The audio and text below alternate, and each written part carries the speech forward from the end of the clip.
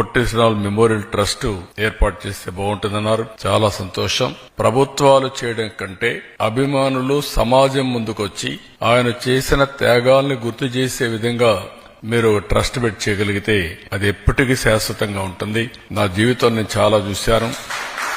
ప్రభుత్వం చేసేది రొటీన్ గా ఉంటుంది, మీరు చేసేది ఒక స్ఫూర్తిదాయకంగా ఉంటుంది. అలాంటి స్ఫూర్తిదాయకంగా ముందుకు వచ్చిన మిమ్మల్నే కాకుండా రాష్ట్రంలో ఉండే ప్రతి ఒక్కరిని కూడా అభినందిస్తున్నా. మనం అందరం కూడా ఏది కూడా ఒక వారసత్వంగా భావితరాలకు అందించాల్సిన అవసరం ఉంది.